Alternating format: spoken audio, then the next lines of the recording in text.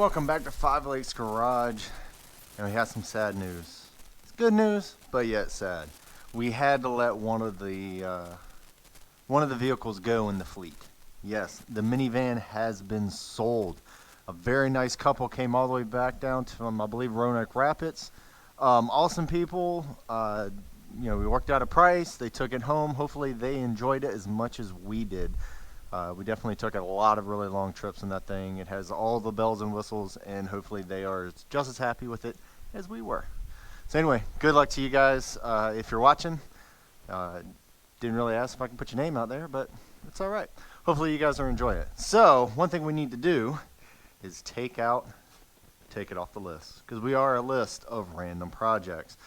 All right, so the van is off the list. We're not going to make it four-wheel drive. We're not going to put tires on it. We're not going to put an LS in it, or even a transmission from a Honda Pilot. Maybe another day. We just can't store it. So anyway, so what are we going to do today? Well, today is we're actually in December, even though I'm in short sleeves, and it is 70-some degrees outside right now in December. Crazy weather, because tomorrow night it's supposed to get down to 28. Also have some big storms tonight. But anyway, quick update on everything. Well, we have the Wagoneer. Well, it needs some loving. I got the torque converter out at a shop to get rebuilt. Hopefully that will be in. We have lockers that need to go into the CJ. Eventually I'll get to that. Then we have the lift for the Toyota Tacoma. And as you can see, we got everything we need for the 3.5-inch lift, except for, you guessed it, they only gave me one leaf spring. Yeah, way to go, FedEx. You lost it. But rough country with the customer service that they have, they are sending me a new one. So we are in good shape. The Dodge still needs some work, but we're going to get to that later. This stuff is more important. So I got 3 of those projects going all at the same time. Today, though, we're going to go upstairs. I haven't done really a woodworking video in a while, and today is going to be, hey, let's make some Christmas gifts. Now this is December, and December is all about giving. Should be giving all throughout the year, but hey, it's December, right around Christmas, Hanukkah, whatever you got, that's what you got. It's the time for giving. So what we're going to do today is actually going to look around in the shop, and we're going to make some picture frames. A lot of people really love their sentimental stuff. We're going to put some pictures. Now, what I have here is a piece of glass and a backing, because the frame itself fell on the floor and busted all the crap. So what we're going to do is use that, and we're going to use the router. We're going to use some sanders. We're going to use all this stuff and figure out a different way of actually making a picture frame. And yes, a picture frame is very easy to do. It is very cheap to do. You can actually go to Walmart or go wherever and buy yourself a picture frame, but it does not have your signature on it. So what we're going to do is get my workout stuff out of the way. All right, once I get the table clear, we're going to get everything set up, and we're going to formulate a plan. Came up here, didn't really have too much of a plan. All I had a plan was, hey, let's make a picture frame. It's the only plan I got. So let's figure it out, draw some pictures, see what we want to do, and see what kind of materials we have, and see, yeah, quick, easy Christmas presents. It doesn't really cost you hardly anything. So let's go. All right, so what we're going to actually do is look around the shop and see what do we have for material. If you've seen all the other videos, you know that I like to build stuff with just scrap. You know, it's scrap for one day, next day it's not scrap. So let's see what we actually have. Now the picture itself that we're going to work on is very small. Sorry, it's a 4x6, not a 5x7. Anyway, so we're going to be using a 4x6. Now the thing about these guys here is that it's not very big. You know, you can go a 5x7, you can go whatever. So the type of joints that we're actually going to do today is actually, it's going to be really simple. It's mostly going to be held on with glue. I do have some really tiny brads that I'll be using to be able to hold it together while I'm waiting for the glue to dry. If you get much bigger, like really big, thick stuff, then you want to use biscuits. There's a bunch of different ways of putting them together that actually makes sense. This particular one, since it's going to be quick, easy, and cheap, and also I don't have a a biscuit joiner. I don't have any of those special tools. So we're not going to do that today. We're just going to glue them, clamp it, glue it, and then kind of go from there. So what are we going to use? Well, I looked around the shop. We have the good old-fashioned fence boards. The other thing is that we recently, in the last year, put hardwood floor in the office. And I got some planks left over. This is already pre-finished. It's already shiny. It's probably a little too shiny, but it is already finished. So we could use this. It is a little bit thick, and it is hardwood, and she is sturdy. So we could use that. I might make a few out of that, but I'm thinking for this particular project, I'm going to go for the rustic look. Log cabin type of thing. So we're going to go with, you guessed it, the fence board. But anyway, we're going to rip these down probably maybe into 2-inch strips, and then we're going to use the router to actually make the groove because we want to make it right so this will actually fit in to go ahead and reuse the glass and reuse the backing. Now we're probably going to go to a full 1/4 of an inch because we don't want this to actually sit out. If we're going to put it on the wall, we want to have it flat. So we're going to go a 1/4 of an inch in, which would put this with a little bit more of a corner of a border. So we'll figure it out. We're going to figure it out as we go, and I'm going to take you with me. So anyway, I'm going to find a different board because this one's cracked pretty good. So let me find another board. Be right back. There we go. I'm liking this one. It's got a few cracks in there, but it has character, and that's what we're going for. Kind of ripping them down. I keep repeating myself. What am I doing that for? Let's see what we got. Okay, so if it's a 4x6, we need an 8x10. So we need 2 8s and 2 10s for the actual length of these boards. So, all right. So we're going to cut this board down. 10, 10, 8, and 8. Rip them. Yeah, let's go. Man, somebody's workout crap is all on the way.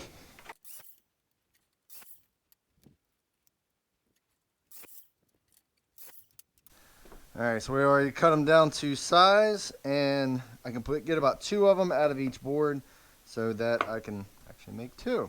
We're going to start with 1, and what I say was like 2 inches that I wanted to do with this. So just move your bar or move your guide over 2 inches.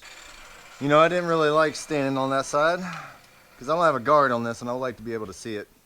So I'm going to stand on this side, so I had to move my camera.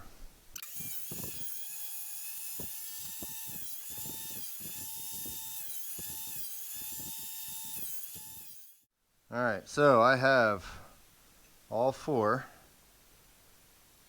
pieces.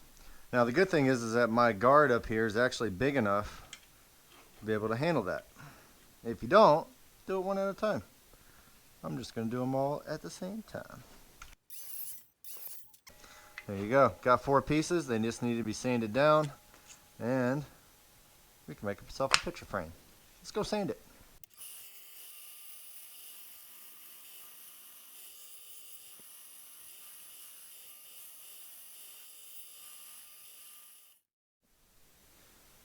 Alright, as you can see, the square is, well, it's a rectangle. It's the way it's supposed to be. Now, for this guy right here, which is what I'm trying to use, you can take your glass and make sure that you have room all the way around this thing to be able to slide in. I actually cut down, I forgot to mention earlier, but I did cut down my measurements about 1/8 of an inch all the way around. But after putting it together and actually sitting the glass on there, I think I'm going to give it a little bit more. So I'll probably do another, maybe the width of the blade. And what that's going to do is bring all sides in so that the glass don't fall out the front. Alright, I'm going to cut that, sand it back down. You know what, one thing I did forget to mention earlier. Hey, we're just winging it here. Yeah, we'll figure it out. Okay, make sure that your saw is actually true. I noticed when I was putting my pieces together that they weren't exactly fitting at right angles. So, grab my quick square. I'm going to put it against my fence and then put it next to the actual rail. And actually, I was just about a 1/2 degree off, which doesn't sound like much until you start cutting 4 of them. So if it's a 1/2 degree, that means you are 2 degrees off by the time you actually finish cutting all 4 of your blocks here. So, we're going to do 2 at a time and shave the corners. Now the blade is about 1/8 of an inch. I want to go ahead, I'm going to shave a little bit here and a little bit here, only because, well, I just trued this thing up. I thought it was true. It's not. All right, let's go. All right, shaved all 4 sides. Let's go see if it's any better. I made it a little bit better, but not 100%, but it's okay. I can retrue it and do it later. So now put your glass back on and see if you are in good shape. And I think we're a lot better now. It's the glass is not going to fall through the edge. All right, so this is my router table. You do have your fence. Go ahead and set your depth. Now you do have some lines up here. They're pretty accurate, but just to make sure, grab some of your scrap pieces and actually test out what the depth you actually have this at. Now there's 2 different measurements you need to do. You need depth this way, and then you also need height. Now on this particular one, you can put your board right there on the side and actually measure off. I think we want 1/4 of an inch. I think that's what we wanted. All right, again, this is where your quick square can come in. You can lay it down there. Oh, I'm getting tired. So that is actually that's about 1/4 of an inch. Now, if it wasn't, you can come inside and actually set your depth with the actual your router itself. But we're gonna try that out and see how it works. Try it on a dummy piece. Okay, really, this is all you're really looking for. Basically, you just kind of shave it in there. I think it might be a little bit too deep, but we're going to try it out on the picture itself and see what we got. All right, so we're going to put our glass in. That actually looks pretty good. I think I'm good with the depth back and forth. We'll put this up there, put my backing back up there, and see what kind of play we have. Okay, that's not too awful bad. So it'll actually sit up a little bit, so you have a little bit of a lip. You know, if you want to put it on a desk or something like that. Actually, you know what? I think I was spot on. Very first try. Let's give it a whirl. See how it goes. Now, on these guys here, always make sure which one is your front, which one is your back, which one you want to actually use. And if you want to, go ahead and mark it. Like this side here, I'm going to put that as back because it's got a little too many grooves in it. Look, right? All right, back, back, back, back, back. All right. Let's go ahead and cut on the inside because once this thing's put together, you won't be able to cut it. Are your bees go down?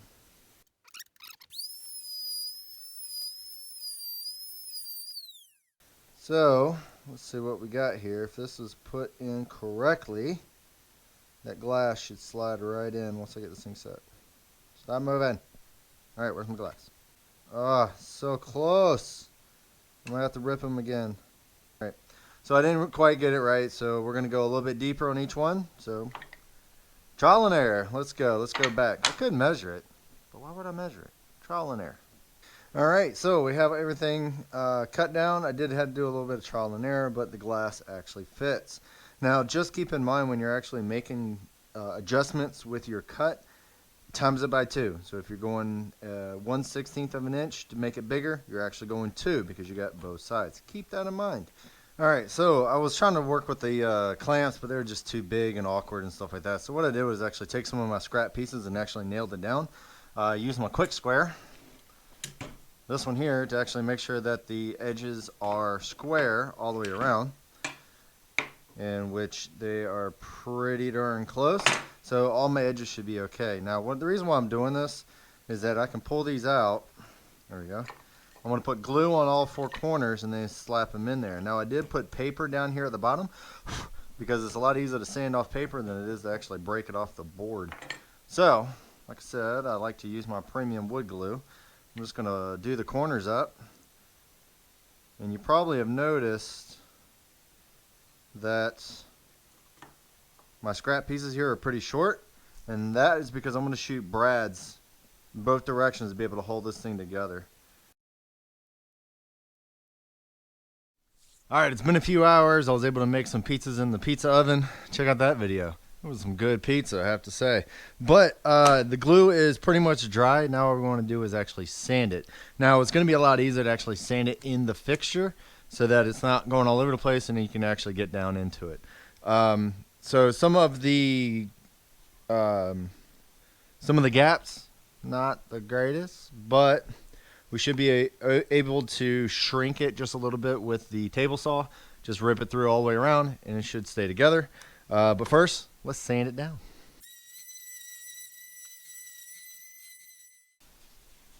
All right, so these it's kind of sanded down. I think this is like some 80 grit or something like that. It's just to knock down all the big stuff. Once the final product, we'll sand it down to like maybe some 220, maybe 150. So what we're gonna do now is actually put it on the table saw and actually rip off the edges and try to clean that up, and then we should be pretty much done. There is a little bit more sanding we need to do, but it's not that difficult. Don't forget your spectacles.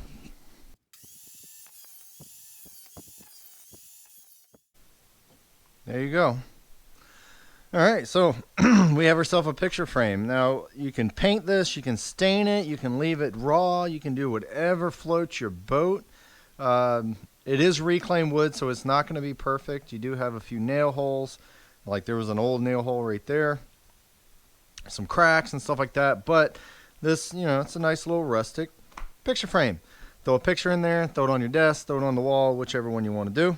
The one in the back, all I really did was actually bend the center to actually crunch it down and then set it right in, and it's in there pretty good. And you can still get it out with somewhat ease. It's either that or you can run a groove all the way around to be able to fit this in there just like the regular factory one was. But we don't need to do that. There you go. All right, so I am pretty sure I did not have to show you how to make a simple little picture frame like this. But most of it is just to get you to think outside the box. You don't have to go to the store every time. You don't have to sit there and just ponder. Just go out there, see what you have, fix something, save old crap, make it new, and put it together, and you have a very simple, really quick Christmas present that most wives and husbands, actually, grandparents, they love these things. So go ahead and put a good picture inside and give it away. Reuse an old picture frame backing, glass, and some old fence boards, and you have a rustic looking picture frame. Anyway, check out all the other stuff. We're going to have a lot more big projects coming down. I got some time off of my day job, so hopefully I'll be able to actually tackle some of those projects. I need to get those lockers in there. It's driving me crazy sitting on the shelf. Anyway, hopefully my lift will come in for the Tacoma. That's going to come out, and you guys will see it right here on Five Lakes Garage. Later!